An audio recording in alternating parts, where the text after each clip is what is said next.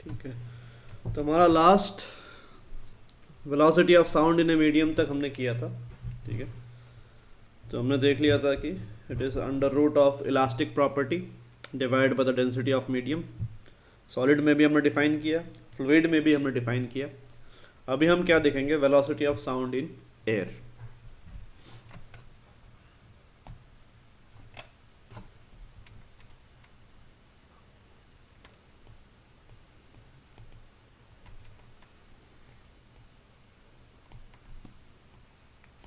तो ये जो b बाई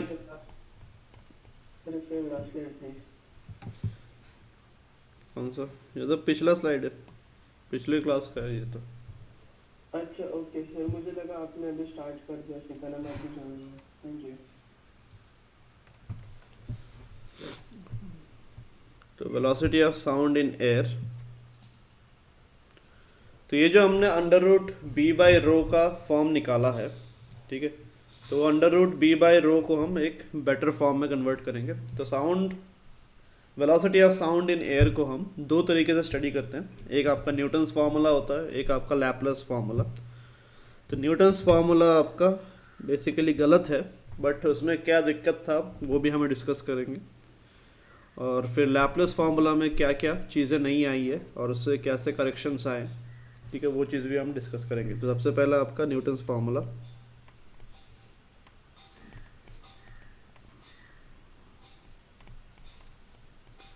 तो इसके अकॉर्डिंग क्या है देखते हैं। सबसे पहले तो हमने क्या देखा लास्ट क्लास में कि जब भी किसी मीडियम से आपका साउंड वेव्स गुजर रहे हैं, ठीक है, तो उसमें ऑल्टरनेटिव कंप्रेशंस और रेयर फ्रैक्शंस आ रहे हैं। तो यहाँ पे अगर एयर में साउंड ट्रेवल कर रहा है तो एयर का जो गैस है, ठीक है, उसमें कॉम्प्रेशंस और रेयर फ्रैक्शंस या एक्सपेंशन भी आप बोल सकते हो, वो चीज़ें आने वाली है as the sound will move through.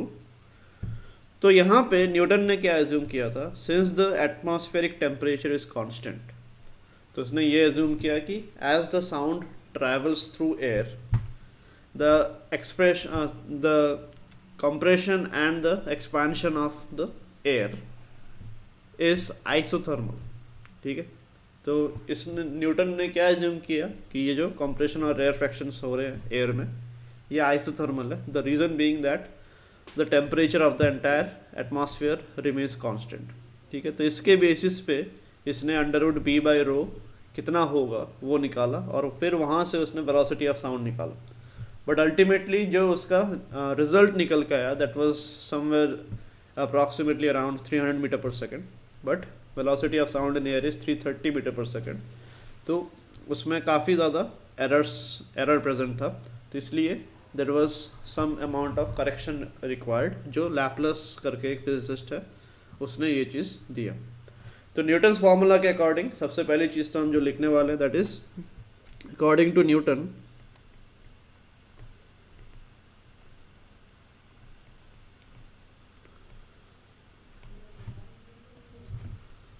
the compression and expansion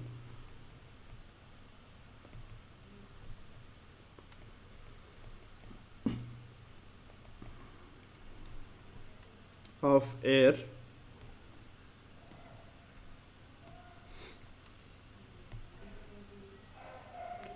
while sound travels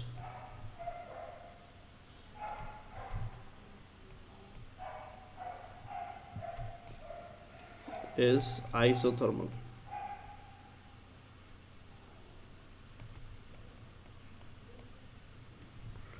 ठीक, as the temperature of surrounding remains constant।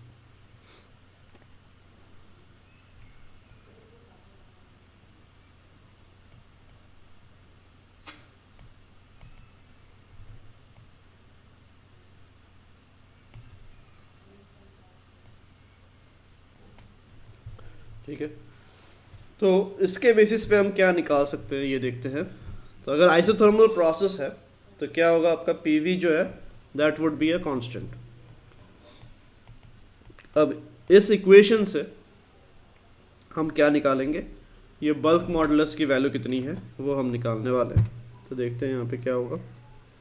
This can be written as इसको अगर हम पूरे इक्वेशन को v के रिस्पेक्ट में अगर डेरिवेटिव करें तो क्या बनेगा, यहाँ पे हमारे पास दो वेरिएबल्स है, प्रेशर एंड वॉल्यूम। अगर हम v के रेस्पेक्ट में डेरिवेटिव करेंगे, सबसे पहले u इंटू वी रूल लगेगा।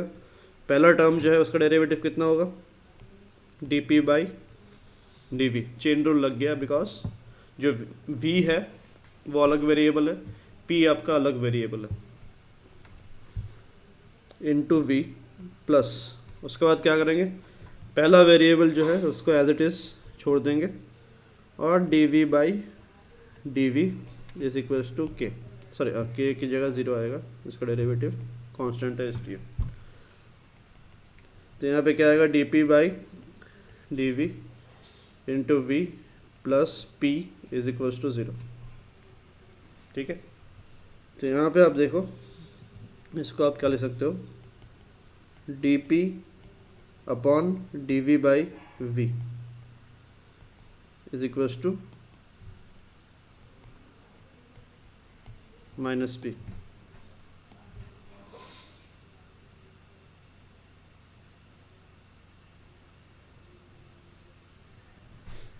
ठीक है, क्लियर है इतना?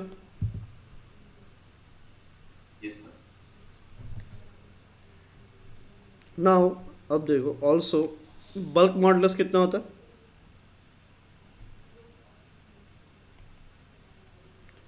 Bulk modulus by formula is minus dp upon dv by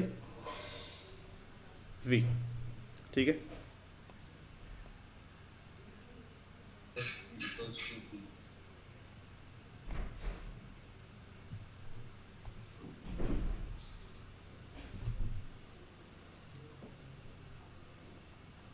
ठीक है, इतना लिख लो पहले।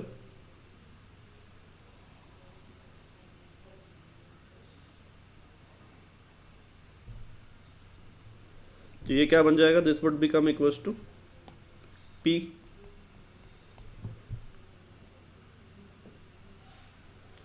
ठीक है, तो अगर आइसोथर्मल प्रोसेस है तो बल्क मॉडुलस किसके बराबर है, प्रेशर के बराबर होता है एट एन इंस्टेंट।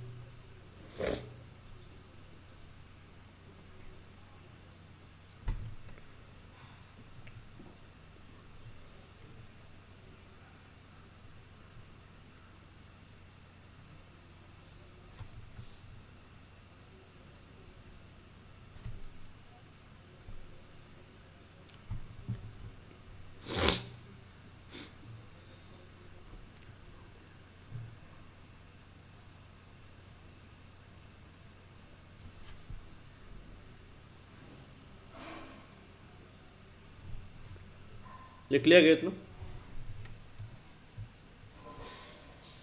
सर एक मिनट।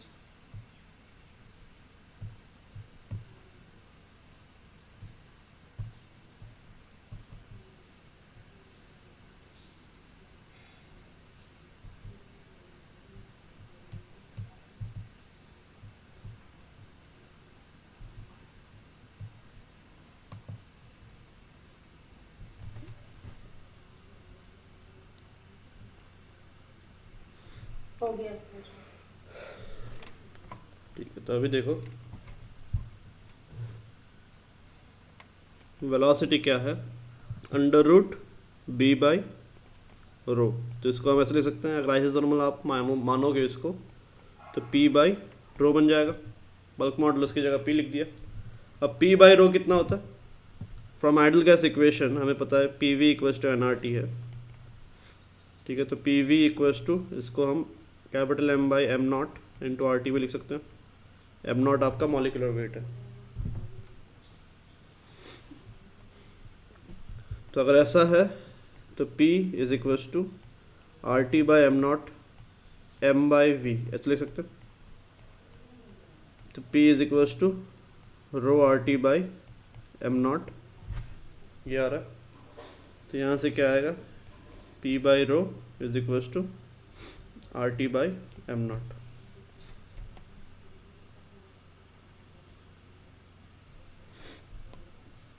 ठीक है, तो ये कितना आएगा, under root R T by M nought. तो ये जब इसकी वैल्यू निकाली गई, आर हमें पता है एटमॉस्फेरिक टेम्परेचर भी अराउंड 25 डिग्री सेंटीग्रेड आपका रहता है स्टैंडर्ड, ठीक है। Divide by molecular weight of air जब निकाला गया तो this turned out to be 300 metre per second approx, ठीक है। But the actual value was 330 metre per second and due to the error Newton's formula was not accepted.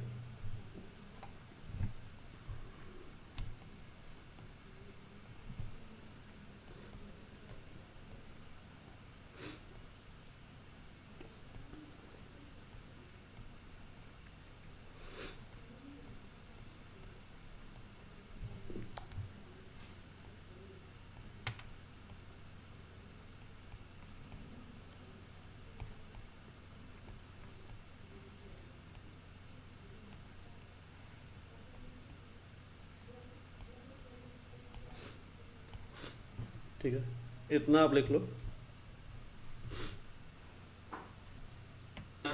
हाँ, sir जब already speed calculated थी तो उन्होंने derive क्यों किया formula? Theoretically भी वो चीज़ सेटिस्फाई होना चाहिए ना, वो तो एक्सपेरिमेंटली प्रूफ, मतलब एक्सपेरिमेंटल वैल्यू है वो, ठीक है। बट सर वो हाँ, फॉर्मूला भी एक्सपेरिमेंटली डिराइव किया गया, कौन सा वाला? तो हम भी लिखेंगे, मतलब वो प्रूव करेंगे। नहीं, एक्सपेरिमेंटली कहाँ, under root B by rho तो हमने थ्योरी से ही बना के लाया ना इसको, ये हमने यहाँ पे प्रूफ किया था ना, under root B by rho, ये velocity under root B by rho होता है, ये तो हमने थियोरेटिकली प्रूफ किया था। तो थियोरेटिकली जो भी आप थ्योरी बना रहे हो साउंड के बारे में, it should be consistent with the experimental findings, ठीक है। बट न्यूटन के एक्सप्लेनेशन से सेटिस्फाई नहीं हो रहा था। सर वहाँ पर हैड टू के बाद क्या लिखा है? Had to be some correction, there had to be some correction.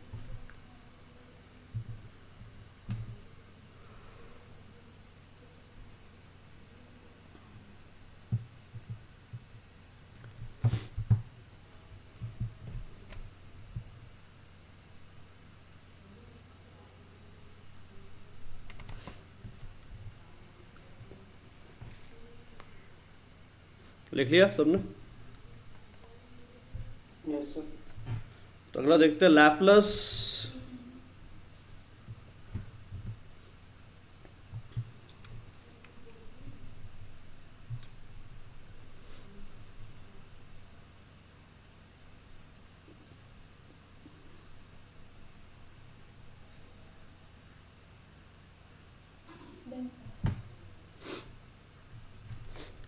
ठीक है, तो अगला आपका लैपलस करेक्शन या लैपलस फॉर्मूला भी बोलते हैं इस चीज को।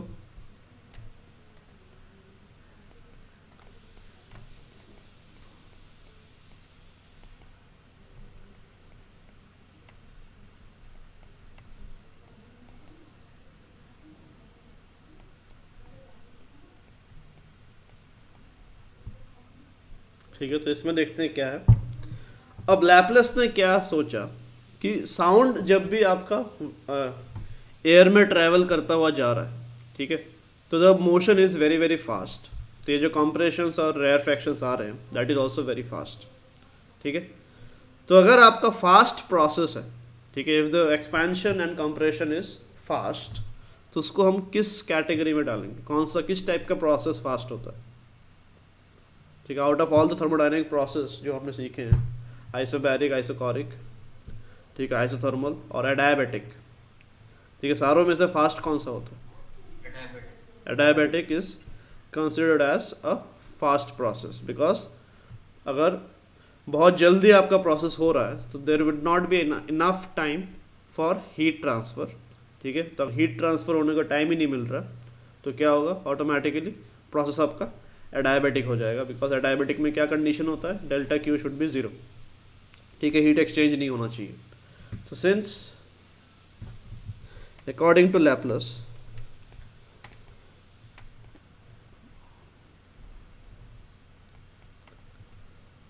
the speed of sound being very high,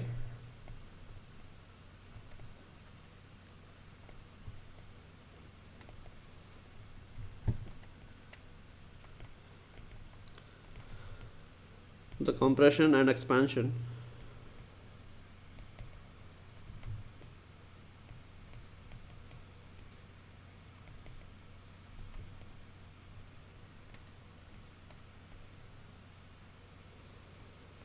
as sound gas नहीं एयर ही लिख लो,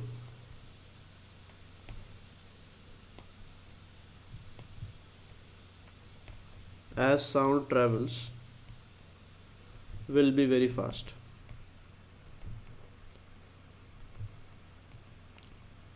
ठीक है, तो एज अ रिजल्ट क्या होने वाला है?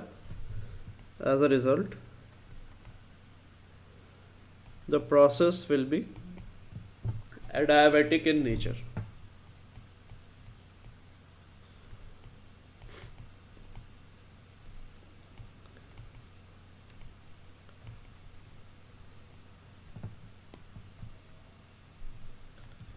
ठीक है, सबसे इम्पोर्टेंट पॉइंट यही है। तो यही आपका लैपलेस करेक्शन है टू द न्यूटन्स फार्मूला। तो अब उसने क्या किया, देखो, अगर आपका एडियाबेटिक प्रोसेस है तो P V raise to the power gamma would be a constant. तो अगर P V raise to the power gamma constant है तो यहाँ पे आप वापस वही D P by D V plus V into V raise to the power gamma plus P into इसका डेरिवेटिव क्या होगा, D by D V of V raise to the power gamma is equal to 0। ठीक है, तो अब देखते हैं derivative क्या आएगा, D P by D V into V raise to the power gamma plus P into इसका डेरिवेटिव कितना बनेगा,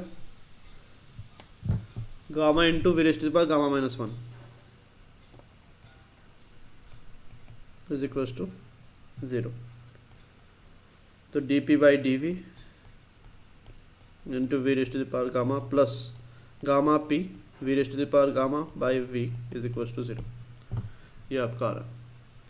तो यहाँ पे आप V raise to the power gamma cancel कर सकते हो, तो ये क्या आएगा, D P by D V upon V is equal to minus gamma P आ रहा है। This is your equation.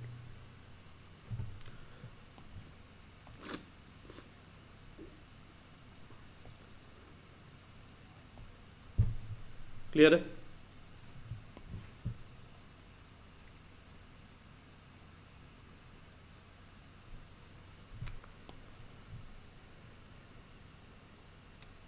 तो therefore bulk modulus adiabatic process के लिए गामा इंटू पी होता है।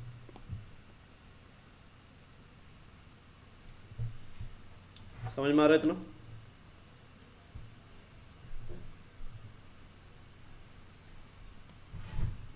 ये क्लियर है?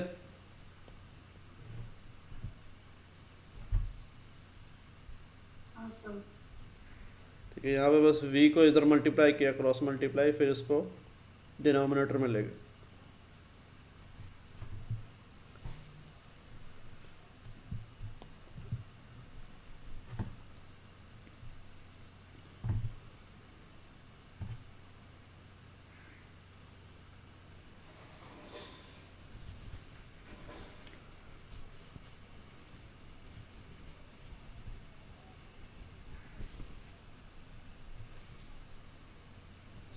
सर एग्जांपल सॉल्व करते वक्त यूज इसको ही करते हैं ना?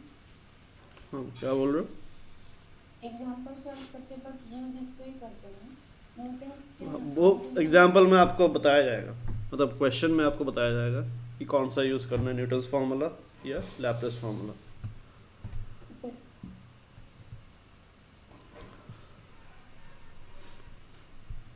ठीक है, हो गया? 9 मिनट। तो यहाँ से वेलोसिटी भी लिख ही लेते हैं। तो velocity under root B by rho है, तो ये क्या बन जाएगा, v would be equals to under root gamma P by rho, और p बाई रो की जगह आप क्या ले सकते हो, gamma are T by M not बन जाएगा ये।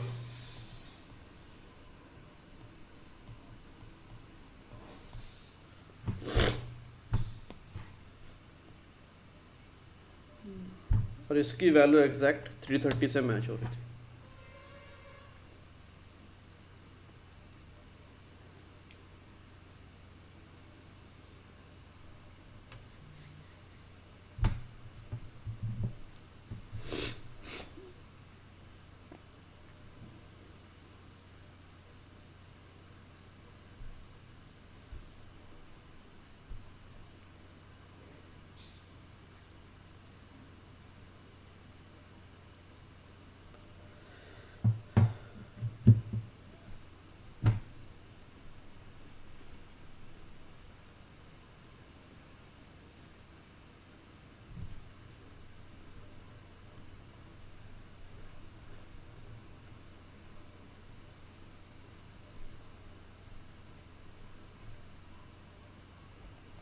क्लियर है?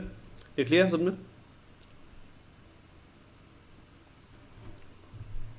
एक मिनट।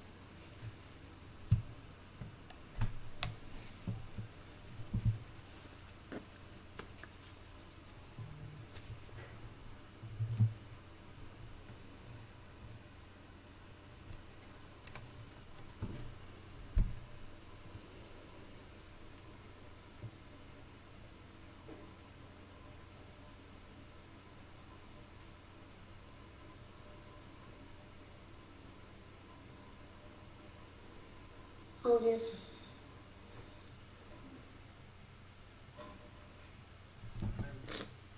हम्म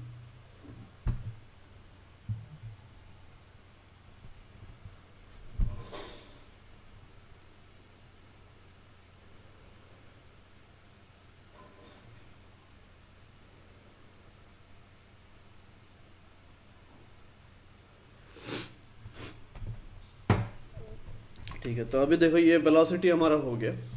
ठीक है, तो अभी आगे देखते हैं, एनर्जी वाला पार्ट में थोड़ा चलते हैं। Power transmitted by sound.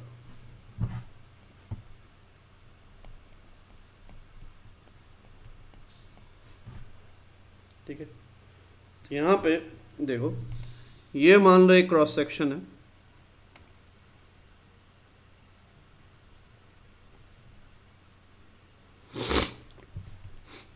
इस क्रॉस सेक्शन पे जो प्रेशर लग रहा है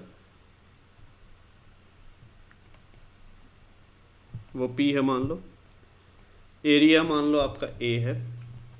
ठीक है, तो ये क्रॉस सेक्शन के जितने भी पार्टिकल्स हैं, ठीक है, इसमें जितने भी पार्टिकल्स आपके प्रेजेंट है, ठीक है, वो आपके किस स्पीड से मूव करेंगे? ds/dt। तो ये cross section as a whole आगे कितने स्पीड से बढ़ेगा? ds/dt। ठीक है, ऐसा आपका displacement of the particle from mean है। क्लियर है ये चीज?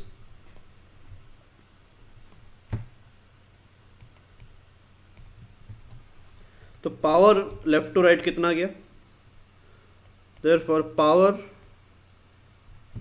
provided by sound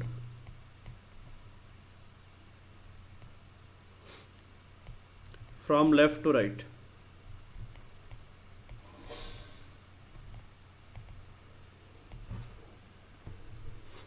this would be equals to P into A। ठीक है, प्रेशर इंटू एरिया क्या बन गया आपका? फोर्स। क्लियर है?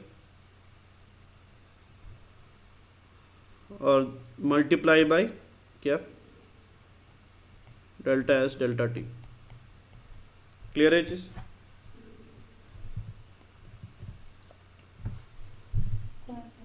ठीक है, यहाँ पे बेटर है कि आप डेल्टा पी लिख लो।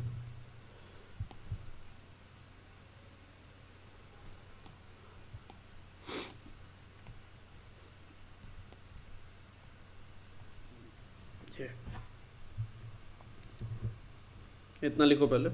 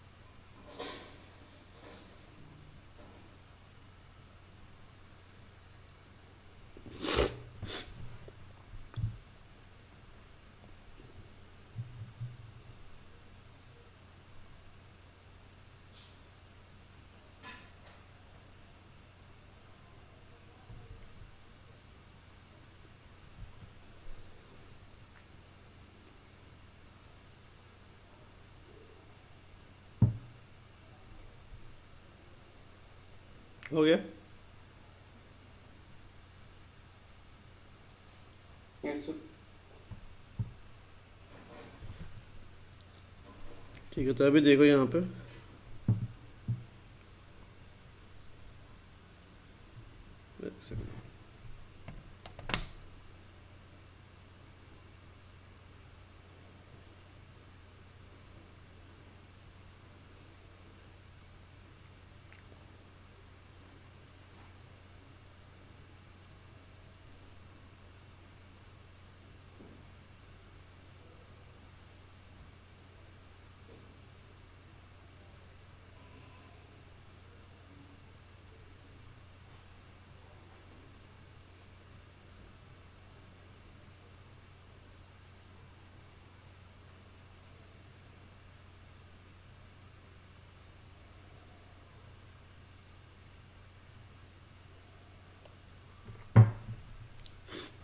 अब देखो यहाँ पे सारे वैल्यूज आप पुट कर सकते हो। डेल्टा पी कितना होगा, डेल्टा पी की वैल्यू हमें पता है,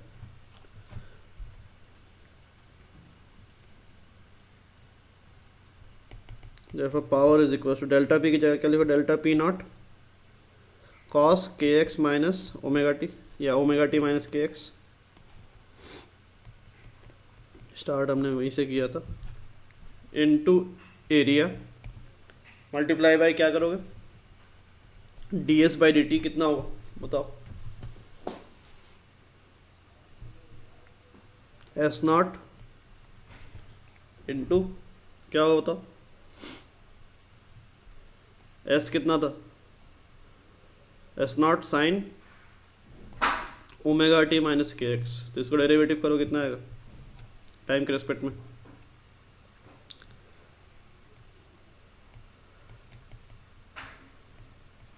ये आने वाला है। ठीक है, तो देयरफॉर पावर कितना बनेगा, delta P nought into A into S nought into omega cos square omega T minus K X. ठीक है,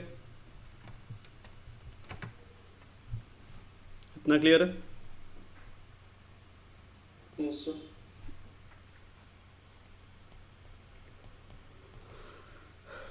delta P nought into A into S nought की जगह क्या लिखेंगे, डेल्टा पी नॉट में कन्वर्ट करना है इसको, तो delta P nought is B K S nought. तो this would give us S nought is equals to B into के। तो ये delta P naught divide by B K into omega cos square omega T minus K X. ठीक है,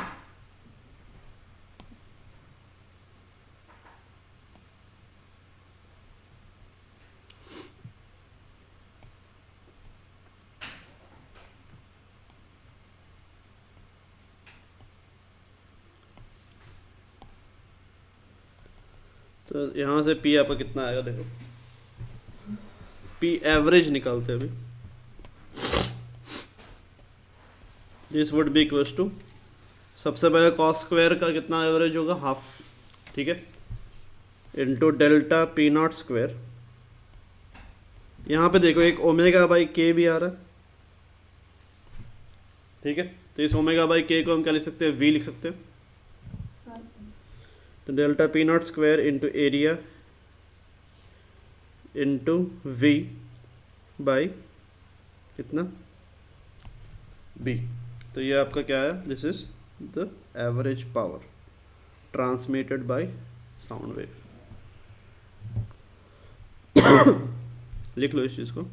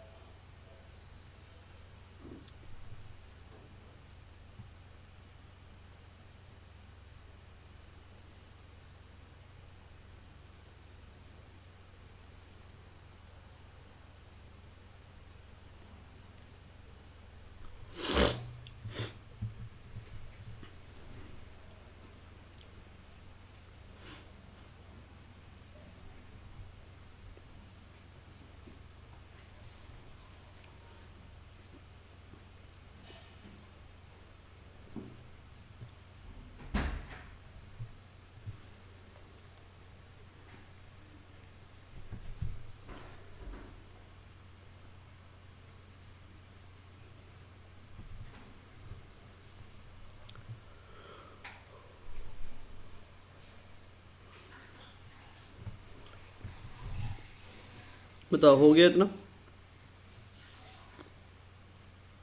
नहीं sir. Yes sir. जिनका हो गया इंटेंसिटी भी आप निकाल सकते हो, इंटेंसिटी निकाल लो।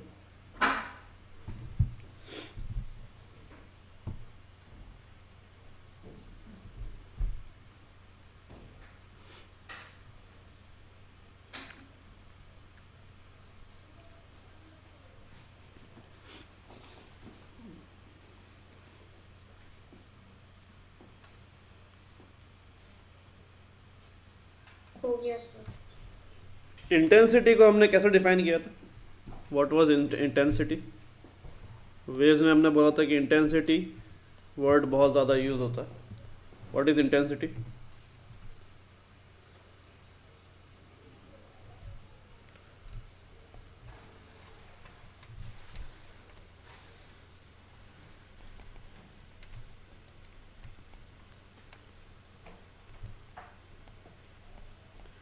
Intensity of sound wave, intensity को हमने power upon area, intensity is defined as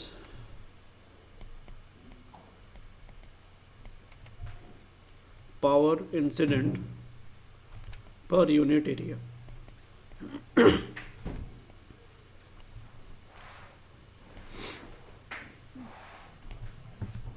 ठीक है, तो इंटेंसिटी आपको ये भी बताता है कि अगर किसी रीजन में से एनर्जी जा रहा है, ठीक है, इस रीजन में एक पर्टिकुलर पॉइंट से कितना एनर्जी जाएगा, that is what intensity basically means.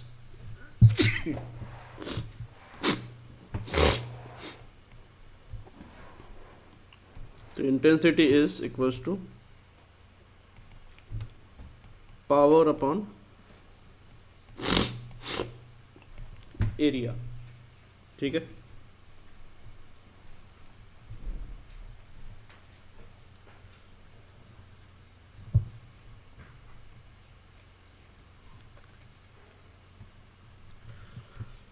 तो इसको आप क्या लिखोगे फिर?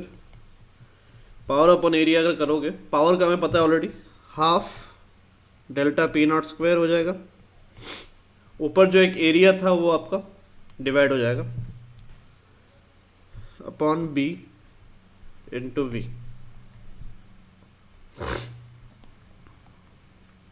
This is the intensity carried by sound wave. ठीक है, इसको आप एस नॉट के फॉर्म में भी कन्वर्ट कर सकते हो। ठीक है, डेल्टा पी नॉट का B K S not put करोगे तो एस नॉट के फॉर्म में कन्वर्ट हो जाएगा। सिमिलरली पावर में भी सेम चीज़ आप कर सकते हो। तो डिपेंडिंग ऑन क्वेश्चन क्या दिया हुआ है ये चीज़ आप निकालना है आपको। अभी इंटेंसिटी पे थोड़ा और डिस्कशन करने वाले हैं। ठीक है, तो इतना लिख लो पहले।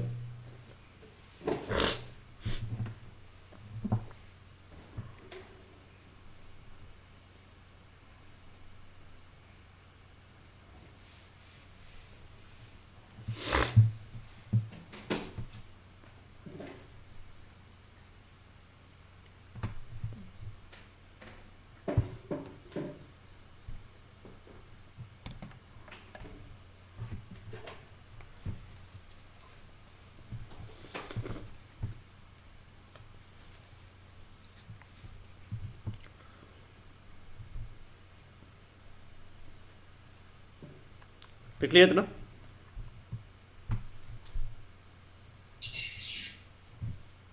हाँ सर। ठीक है, तो अभी देखो, सबसे पहले वेव फ्रंट का हम डिस्कस करेंगे क्या होता है। इधर सर एक मिनट देखिए।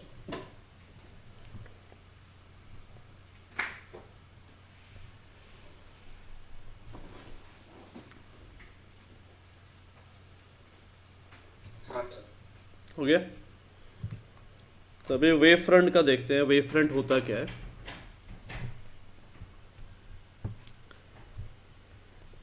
It is defined as the locus of all points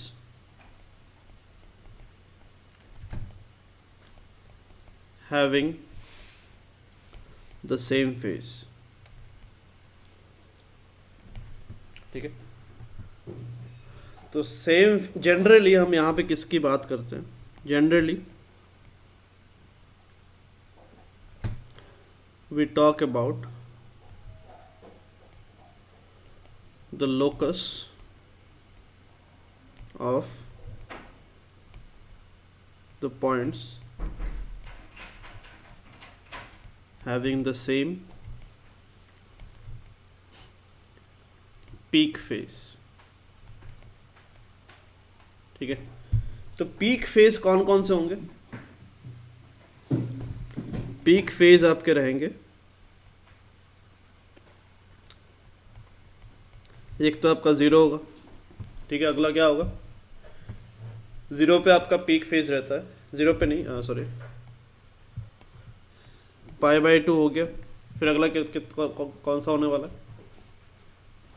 इसके साथ और 2π ऐड करो, 5π/2। फिर और 2π ऐड करोगे, कितना बनेगा, 9π/2 एंड सो ऑन, ठीक है। तो π/2 जब होता है फेज, तो पार्टिकल कहाँ पे होता है, पॉजिटिव एक्सट्रीम, ठीक है। फिर वापस पॉजिटिव एक्सट्रीम पे कब आता है, 2π फेज बाद, ठीक है। तो ये आपके क्या है, this are the peak phases. तो अगर आपके पास एक सोर्स है, मान लो दिस इज अ सोर्स, ठीक है, और ये कैसा है, this is a point source. Point source में से जो वेव्स बाहर आएंगे, ठीक है, वो किस डायरेक्शन में बाहर आएंगे, they will travel in all possible directions, radially outward,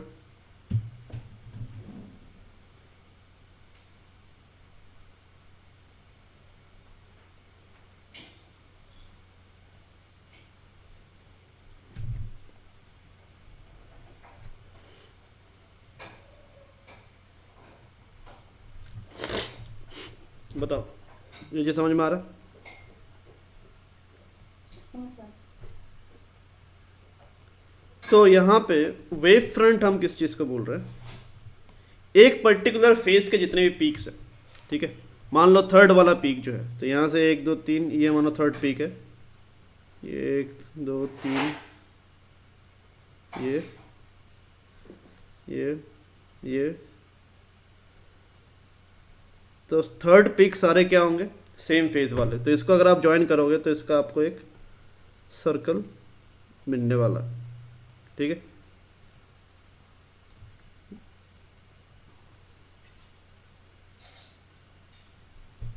तो अप्रॉक्सीमेटली एक सर्कल है डायग्राम के हिसाब से, पर अगर सही बनाया होता तो परफेक्ट सर्कल बनता। सिमिलरली ऐसे आपको और भी पिक्स अगर आप ज्वाइन करोगे, ठीक है, तो आपको एक और सर्कल मिलेगा। तो सेम फेज वाले जितने भी पीक्स हैं, मान लो ये आपका थर्ड है, तो थर्ड कौन सा होगा, 1 2 3, थर्ड ये वाला होगा, 9π/2 वाला पीक ये है।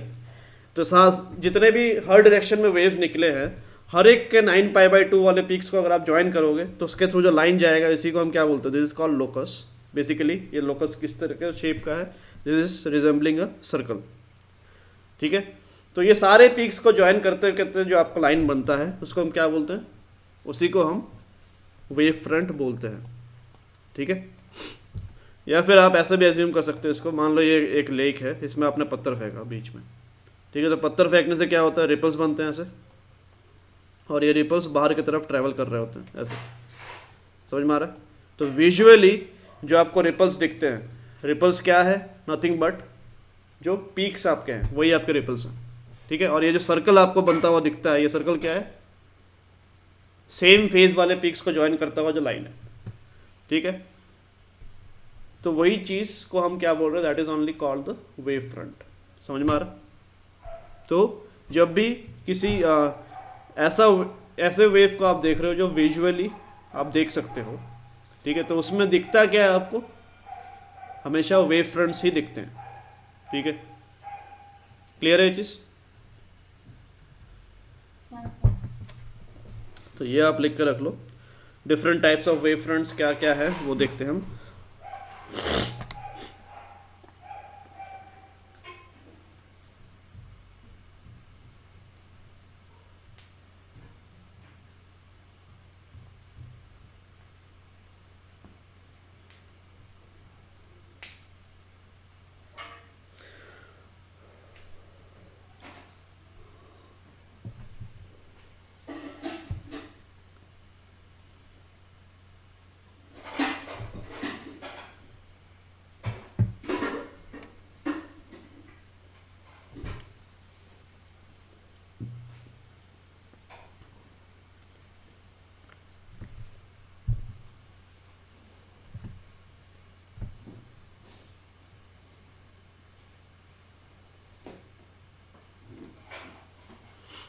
बताओ हो गया? Yes sir. ठीक है, तो अभी देखते हैं रिलेशन बिटवीन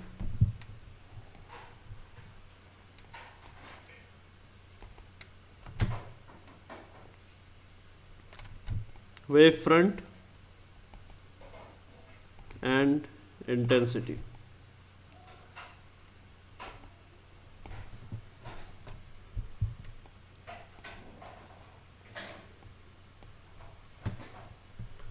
तो यहाँ पे देखो क्या हो रहा है। अगर मान लो आपके पास ये सोर्स था, पॉइंट सोर्स अगर होगा तो आपका वेव्स जो है बाहर निकलेंगे रेडियली आउटवर्ड।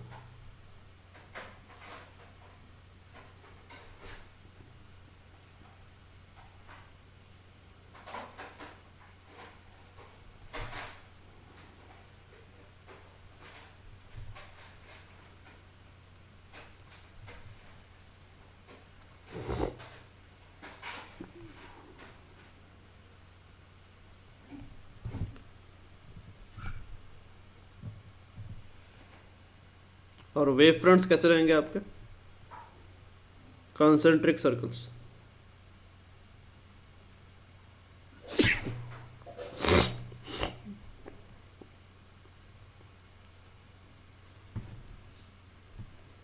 ठीक है, तो अब इस वेव फ्रंट का सिग्निफिकेंस क्या है? देखो, since wave fronts are representing the locus of the peak.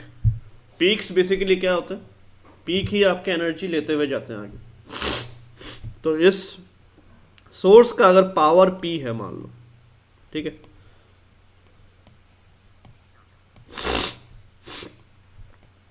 If power of source is P, तो इसका मतलब क्या है कि हर सेकेंड उसमें से कितना एनर्जी निकला है? P joules. ये चीज समझ में आ रहा है? हाँ सर। It means every second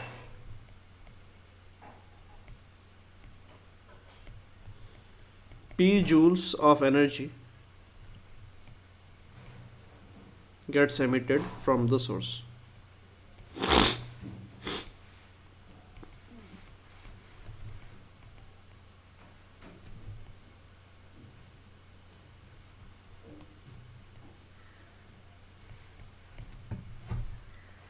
ठीक है, तो अब ये जो एनर्जी आपका निकला है हर सेकेंड, जो ये P जूल्स ऑफ एनर्जी निकल रहा है, ये एनर्जी कहाँ पे जाके एक्यूमुलेट होगा, या कहाँ से ये एनर्जी आपका बेसिकली बाहर की तरफ ट्रेवल कर रहा है?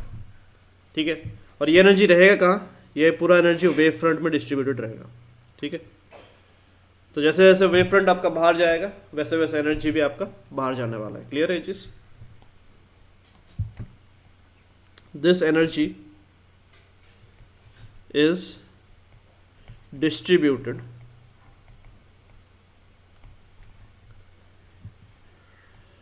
to the wavefront, which carries it forward.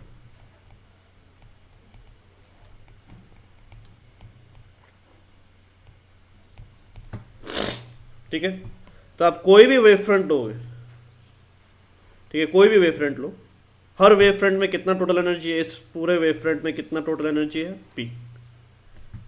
इस वाले वेव फ्रंट में कितना है? P। अगले में कितना रहेगा? P। समझ में आ रहा है ये चीज? हाँ सर। तो हर सेकंड जो भी एनर्जी निकल रहा है वो वेव फ्रंट में जाके सेटल हो रहा है, और वही वेव फ्रंट आपका धीरे धीरे क्या हो रहा है? एनलार्ज हो रहा है। ठीक है, तो as the wavefront gets enlarged,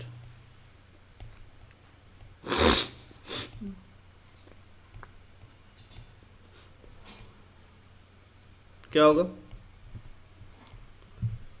energy पर यूनिट एरिया वो भी आपका डिक्रीज करता जाएगा। समझ में आ रहा है ये चीज? इस पूरे पे आपका P है, अगले में भी आपका P है। अभी अगर मैं इस पे जो पहला है, ठीक है, पहला वेव फ्रंट जो है, इसमें अगर देखूँ मैं पर यूनिट एरिया कितना एनर्जी प्रेजेंट है, मतलब एक पर्टिकुलर पॉइंट पे कितना एनर्जी प्रेजेंट है। यहाँ पे मान लो 5 जूल्स मिला मुझे, अगले में क्या मिलेगा? 5 जूल मिलेगा क्या? अगले में सरफेस एरिया आपका देखो, अगले वेव फ्रंट का सरफेस एरिया ज़्यादा है बट टोटल एनर्जी P है, तो P divided by surface area करोगे आपको एक पॉइंट में कितना, तो ये आपका 3 जूल हो जाएगा। तो अगले वेव फ्रंट में और घट जाएगा। तो इसका मतलब क्या है, जैसे जैसे ये वेव फ्रंट्स आपके दूर जा रहे हैं, ठीक है, जैसे जैसे दूर जा रहे हैं क्या हो रहा है, यहाँ पे अगर कोई इंसान खड़ा है मान लो, तो उसको जो एनर्जी मिलेगा क्या होगा, यहाँ पे खड़ा है और यहाँ पे खड़ा है और यहाँ पे खड़ा है, तीनों जगह में डिफरेंस क्या होगा,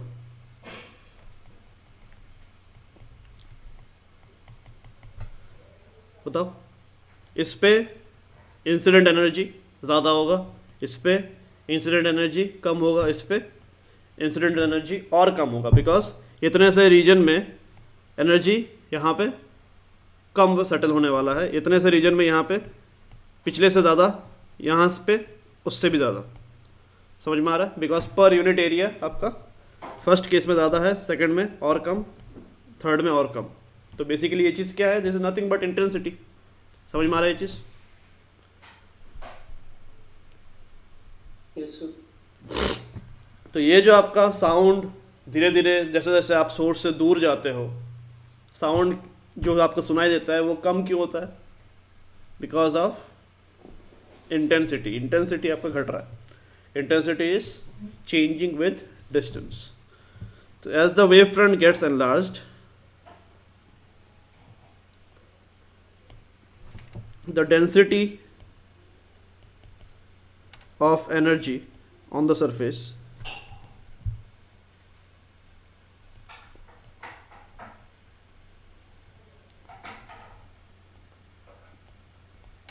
ये क्या हो रहा है, डिक्रीजेस।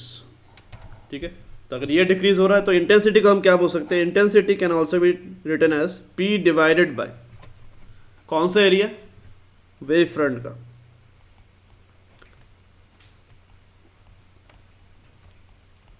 ठीक है, power of the source divided by wave front. अब वेव फ्रंट कैसे डिसाइड होगा कितने साइज का है, वेव फ्रंट के लिए हम आगे देखेंगे, अभी चलो इसको लिख लो इतना।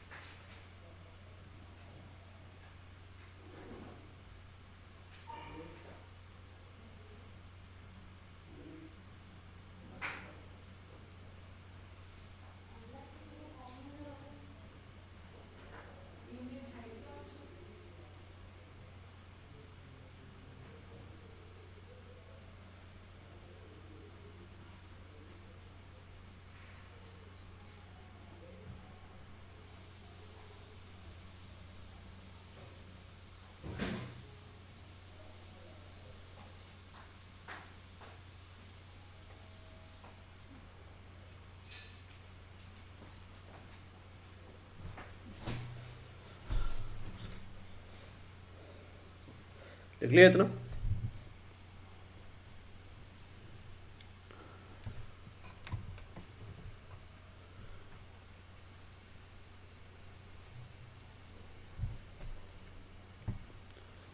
हो गया, बताओ।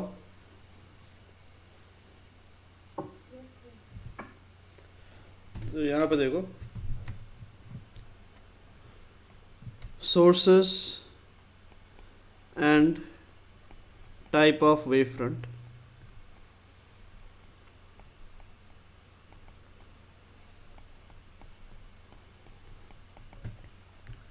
सबसे पहला आपका है पॉइंट सोर्स। तो पॉइंट सोर्स के लिए क्या होगा, देखो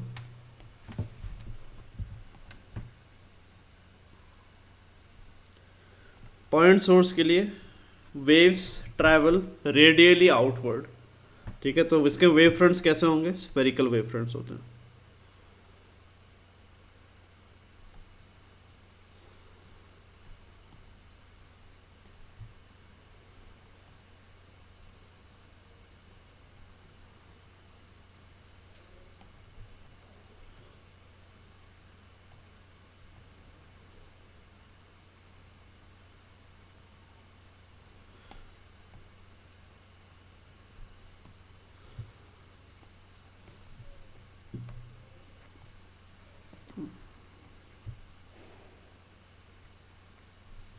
ठीक है, तो अगर आपका पॉइंट सोर्स है तो वेव्स आपके रेडियली बाहर निकलेंगे,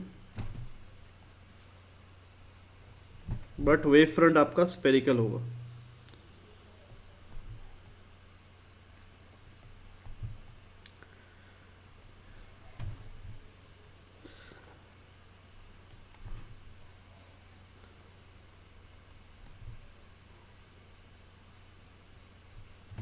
ठीक है, तो वेव्स ट्रेवल रेडियली आउटवर्ड या स्पेरिकली आउटवर्ड भी बोल सकते हो आप।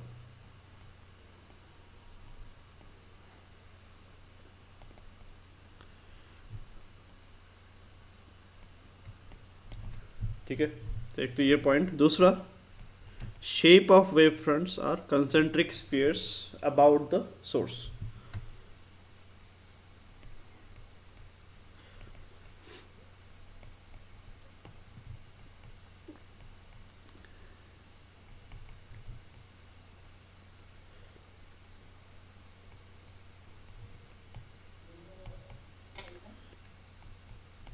ठीक है, तो ये चीज़ आप लिख लो। और इंटेंसिटी अगर आपको चाहिए, मान लो इस सोर्स का पावर आपका P है, ठीक है, इसमें से आपका P पावर निकल रहा है, तो यहाँ से R डिस्टेंस दूर इंटेंसिटी कितना होगा वो आपको अगर निकालना है तो कैसे निकालोगे? R डिस्टेंस दूर अगर आप बात करोगे तो R डिस्टेंस वाला वेव फ्रंट कितना होगा, ये। ठीक है, तो if you are talking about a point which is R distance far from the source, तो वहाँ का जो वेव फ्रंट होगा उसका रेडियस कितना होगा, R के बराबर होगा। तो वहाँ पे इंटेंसिटी कितना गिरेगा फिर?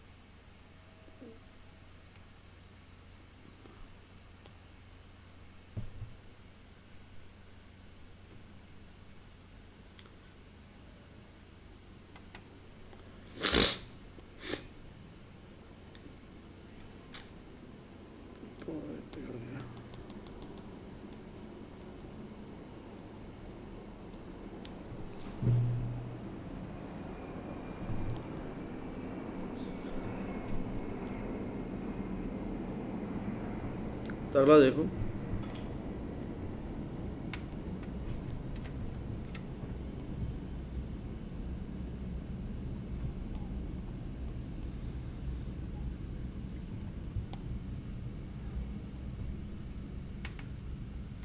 intensity at a point R distance far,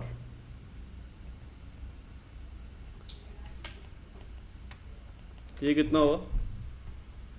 this would be equals to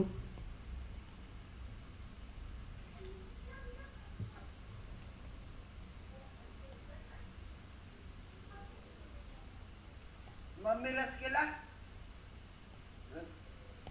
का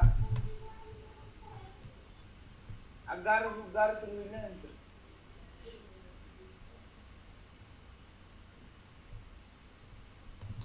ठीक है, तो यहाँ पे आपका इंटेंसिटी कितना होगा?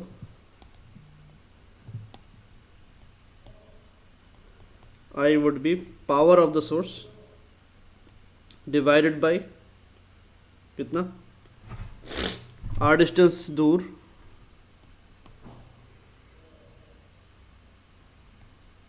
आपका वेव फ्रंट का रेडियस कितना होगा, R।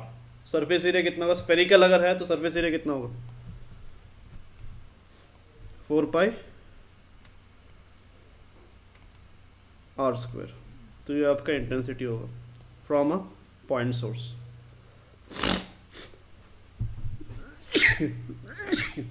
ये चीज़ आप लिख लो।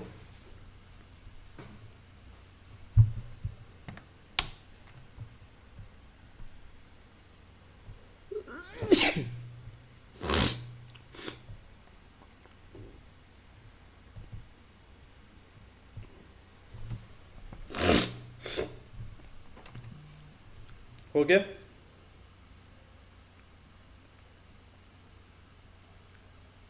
लिख लिया सबने?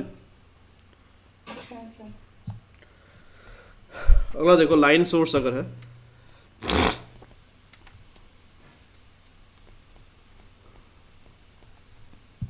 तो लाइन सोर्स में क्या होगा? सोर्स आपका लाइन जैसा है, ठीक है? तो इसमें से साउंड वेव्स जो भी बाहर आएंगे वो कैसे बाहर आएंगे? सिलेंड्रिकली आउटवर्ड, ठीक है? हर डायरेक्शन से अगर बाहर निकले तो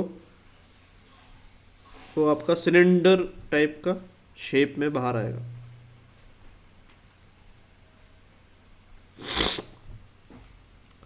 तो यहाँ पे आपके सिलेंडर्स बनने वाले।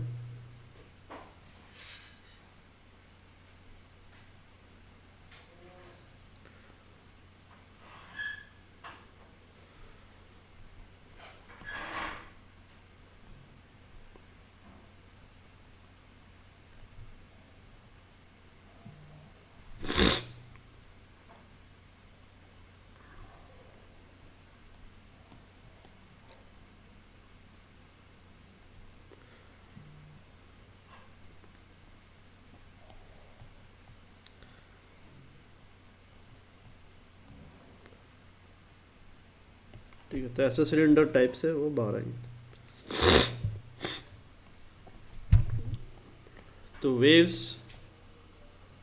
Move cylindrically outward.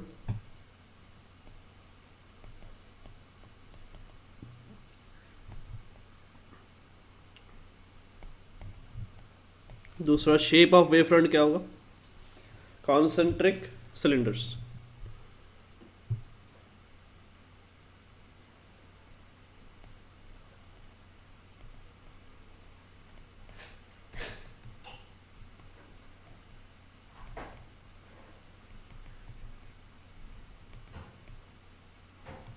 About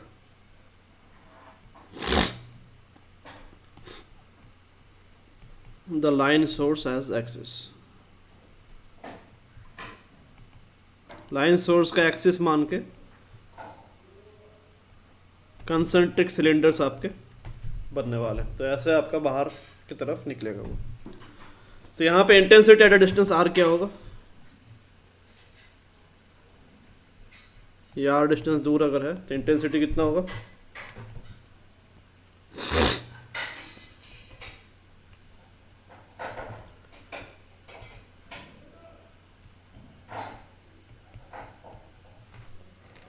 तो ये इंटेंसिटी अगर आप देखो, I would be equals to power P divide by curved surface area of the cylinder.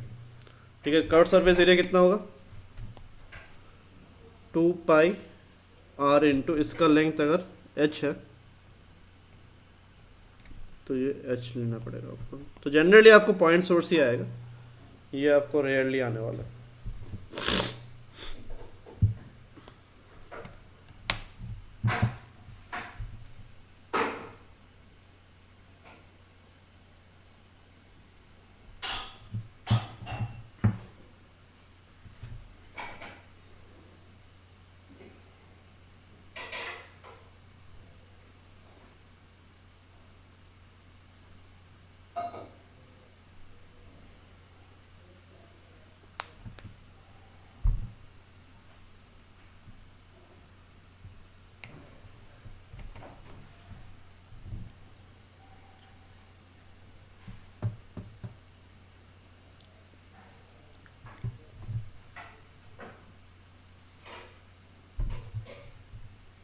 तो हो गया इतना, लिख लिया? सर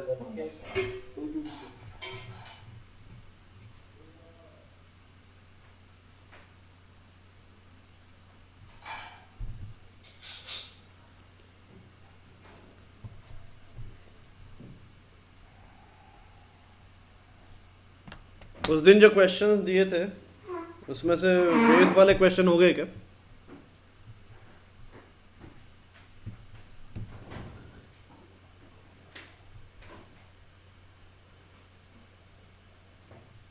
क्या सर? क्वेश्चंस तो भेजे थे उस दिन वेडनेसडे को, वेव्स वाले क्वेश्चन हो गए क्या? ट्रांसवर्स वेव्स ना हाँ हाँ हो गए। एडवांस के लिए कहाँ से कर रहे हो क्वेश्चन? क्या सर? एडवांस के लिए कैसे कर रहे हो? इस पे एडवांस आ रहे हैं ना? हाँ हाँ, ऑब्जेक्टिव हो गया पूरा, फिर उसके बाद प्रीवियस ईयर कर लिए, एरोडॉक ट्राई किया, पर एरोडॉक में जनरली उन्होंने क्वेश्चन साउंड वेव्स के साथ डाले, मतलब लॉन्गिट्यूडनल को मिक्स करके डाले, तो जितने उसके ट्रांसवर्स के हैं, मतलब जो जो ट्रांसवर्स के रिलेटेड पूछ रहे हैं वो ट्राई किए, पर जनरली 2 ही क्वेश्चंस किए थे, इसमें ज़्यादा क्वेश्चंस है भी नहीं। अगर सिलेबस के साथ तो देखें तो अभी 10 से 20 क्वेश्चन ऑन एवरेज आते हैं। मैं सिर्फ वेव्स के बारे में बोल रहा हूँ, मतलब वेव्स के अगर स्पेसिफिक था तो 10-15 क्वेश्चन ही है बस।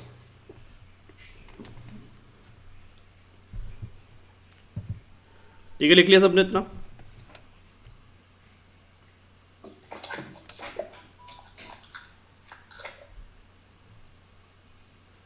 अगला देखो अभी, कैरेक्टरिस्टिक्स ऑफ साउंड।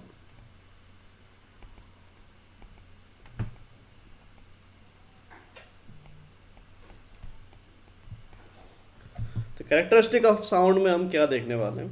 साउंड आपका अकेला ऐसा वेव है जो हाँ एक सेकंड लास्ट लाइन दिखाऊंगा प्लीज।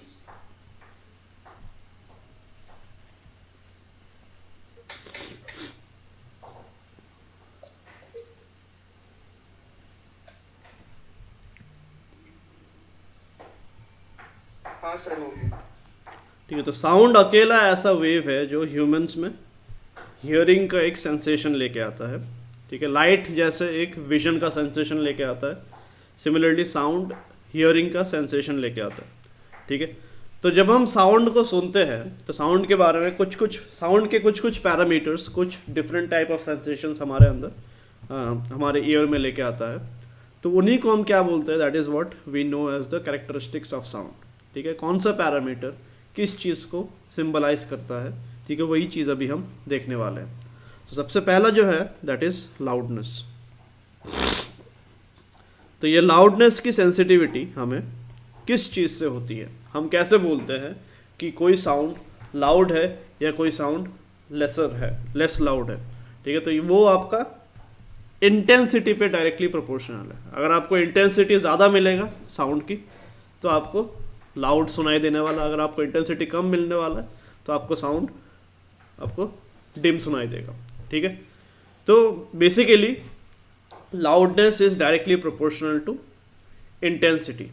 ठीक है, वही चीज़ है, जितना आप किसी सोर्स के पास रहोगे उतना ज़्यादा आपको साउंड लाउड सुनाई देगा, जितना दूर जाओगे उतना वो डिम आपका होता जाएगा। ठीक है, तो वही चीज़ है कि लाउडनेस किस पे डिपेंड कर रहा है? फिर ये बिहेवियर कहाँ पे मिलता है? हमें इंटेंसिटी पे मिलता है। तो loudness is directly proportional to intensity. ठीक है, तो नॉट एग्जैक्टली इक्वल। ठीक है, उसका रिलेशन क्या है वो भी अभी हम देखेंगे।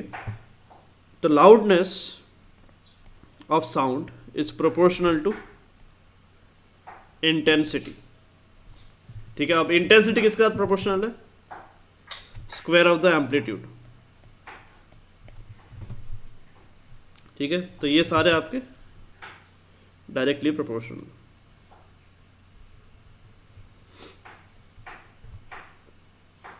अब लाउडनेस को मेजर करने के लिए, ठीक है, मैथमेटिकली लाउडनेस को कैसे मेजर करते हैं देखो।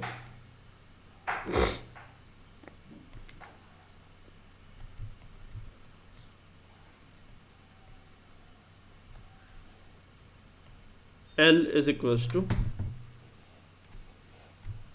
10 log base 10 I upon I naught. This is the basic formula, और इसका जो आपका यूनिट होता है दैट इज डेसिबल।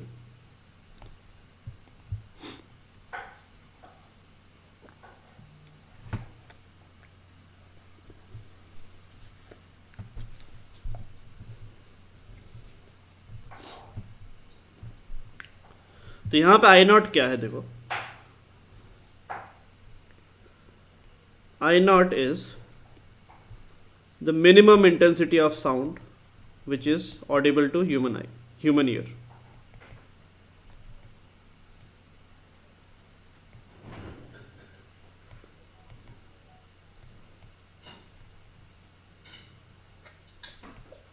ठीक है, और इसकी वैल्यू कितनी होती है ये भी लिख लो, आई node is equals to 10⁻⁻12 watt per metre square. इससे छोटा आपको इंटेंसिटी सुनाई नहीं देने वाला।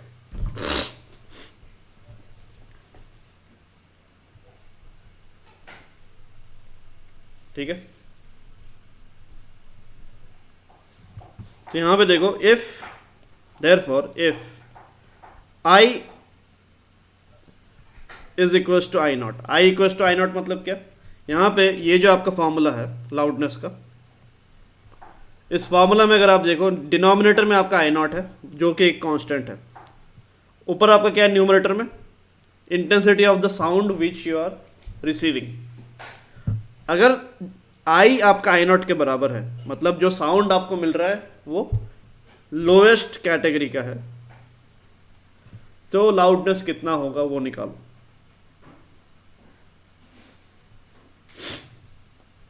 बताओ, लॉग में डालो, आई अगर आपका आई नॉट हुआ तो 1 हो गया, लॉग 1 कितना, तो 21 0। आपने को आई नॉट बोला तो लोएस्ट कैटेगरी साउंड मतलब समझने में क्या था? Lowest audible sound, lowest intensity I nought. तो ये जो है ना,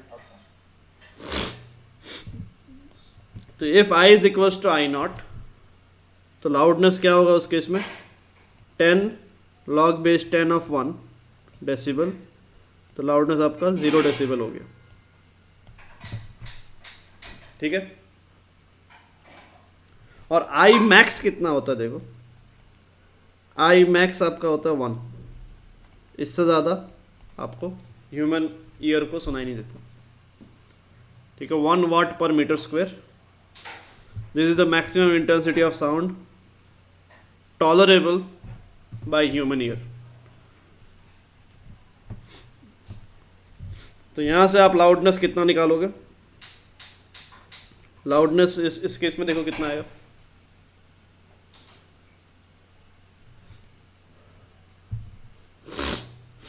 आई की जगह पुट करो ये चीज़, आई की जगह ये पुट करोगे तो नीचे आपका 10⁻1 × 10⁻−12 है, ऊपर आपका 1 है, तो ये कितना हो जाएगा, ऊपर जाएगा 10⁻12, तो L is equal to 10 log base 10 of 10⁻12, ये क्या हो जाएगा, 12 आपका सामने आएगा, 120 डेसिबल आएगा। समझ में आ रहा है ये चीज़?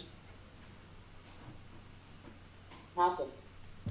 तो लाउडनेस उस केस में दैट इज 120 डेसिबल, तो ये आपका क्या है, मैक्सिमम लाउडनेस, इससे ज़्यादा लाउड आप नहीं सुन सकते।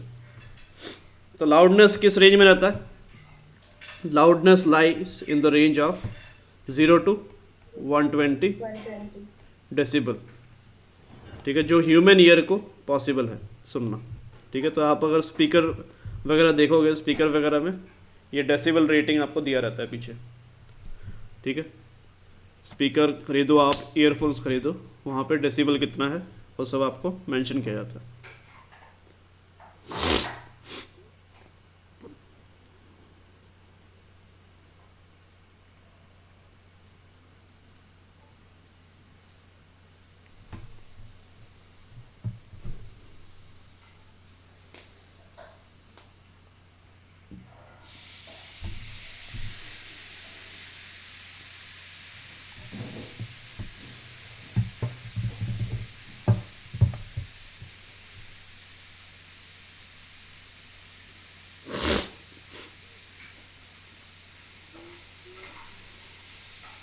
लिख लिया इतना,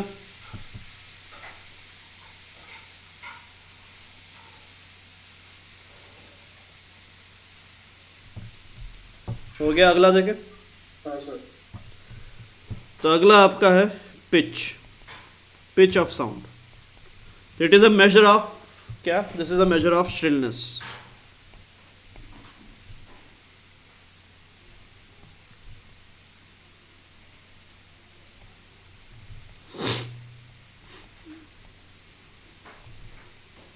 ठीक है, और किसके साथ ये प्रोपोर्शनल होता है, कौन से पैरामीटर के साथ प्रोपोर्शनल होने वाला है, it is directly proportional to the frequency.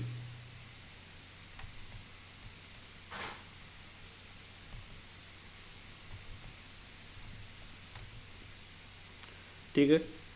तो पिच, फ्रीक्वेंसी, लाउडनेस, एम्पलीट्यूड, ठीक है, वही वेव कैरेक्टरिस्टिक्स जो है उसी के साथ मैच कर रहा है।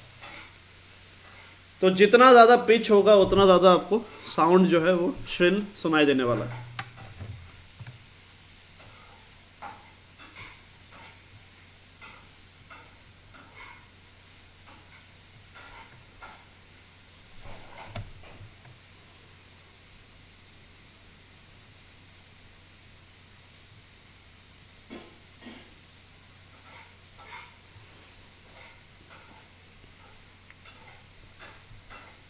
आवाज़ आ रही है ना?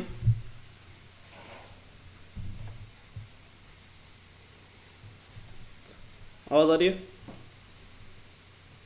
हाँ सर, यस सर। तो जितना ज़्यादा आपका फ्रीक्वेंसी होगा उतना ही ज़्यादा आपका पिच होने वाला है, ठीक है। तो कोई साउंड हो सकता है कि पिच उसका ज़्यादा हो, लाउडनेस कम हो सकता है कि लाउडनेस ज़्यादा हो, पिच कम हो। तो मेल वॉइस में क्या है, मेल वॉइस में लाउडनेस, एम्पलीट्यूड ज़्यादा होता है, ठीक है, पिच कम रहता है, ठीक है। जबकि एक फीमेल वॉइस में क्या होता है, फीमेल वॉइस में एम्पलीट्यूड कम होता है बट पिच ज़्यादा होता है, ठीक है। तो दिस इज अबाउट पिच। और तीसरा जो है दैट इज कॉल्ड क्वालिटी और टिम्ब्रे। तो ये किस चीज़ को सिंबलाइज करता है? It is represented by the shape of the wave form,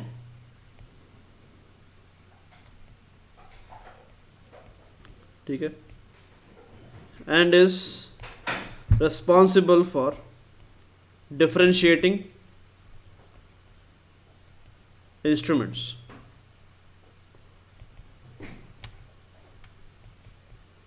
ठीक है। तो इंस्ट्रूमेंट्स जो है, जैसे डिफरेंट इंस्ट्रूमेंट्स के डिफरेंट साउंड होते हैं, ठीक है, और आप साउंड सुन के समझ में आ जाता है कि कौन सा इंस्ट्रूमेंट बज रहा है, ठीक है। तो भले ही आपके पास एक गिटार है और एक तबला है, ठीक है, तो गिटार में भी आपका मान लो आपने सेम फ्रीक्वेंसी और लाउडनेस, मतलब सेम फ्रीक्वेंसी और सेम एम्पलीट्यूड का साउंड आपने प्रोड्यूस किया, ठीक है, और तबला में भी आपने उतना ही एम्पलीट्यूड और उतना ही फ्रीक्वेंसी का साउंड प्रोड्यूस किया, but still both the sounds will not appear same to you, ठीक है।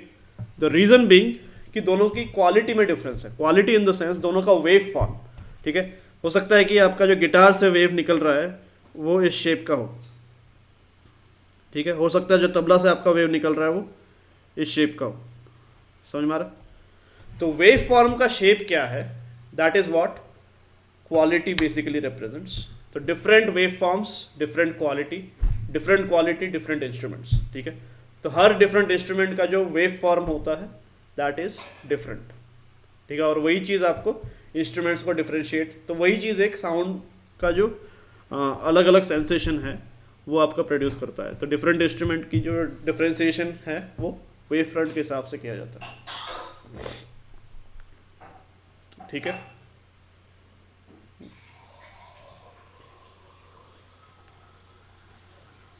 तो ये आपके कैरेक्टरिस्टिक्स ऑफ साउंड है, ठीक है, और डिफरेंट पैरामीटर्स, कौन सा पैरामीटर किस टाइप का सेंसेशन ह्यूमन ईयर में लेके आता है, वो चीज़ अभी हमने डिस्कस किया, ठीक है।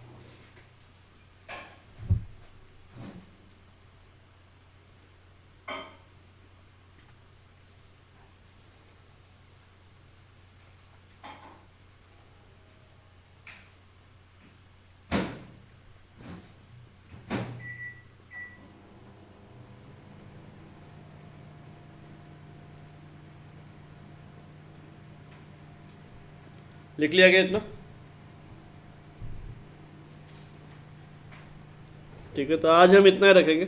और आपका क्या बचा हुआ? स्टेशनरी वेव बचा है, ठीक है, और इंटरफेरेंस बचा हुआ साउंड का। साउंड का interference is exactly same as that of strings में जो हमने देखा था, ठीक है, ज़्यादा कुछ खास डिफरेंस नहीं होगा, वो सेम ही रहेगा। तो ये मंडे को ही करेंगे अब तो, ठीक है, कल क्वेश्चन से ही डिस्कस करेंगे ट्रांसवर्स वेव्स के, ठीक है, उसी को वापस रिवाइज करेंगे। क्लियर है? हाँ सर। सर हाँ, चीज पूछनी थी कि अभी जैसे जो एरोडॉफ के क्वेश्चन थे, मेरे हिसाब से एट दिस पॉइंट अभी irrelevant है कि उन्होंने हर क्वेश्चन को बेसिकली लॉन्गिट्यूडिनल वेव्स का पूछा है, तो यही है वैसे। क्या पूछा? तो अभी हाँ नहीं, अभी वो करने की क्या ज़रूरत है, आप उसका करो ना, सेंगेज करो। सेंगेज है क्या? है बट प्रैक्टिस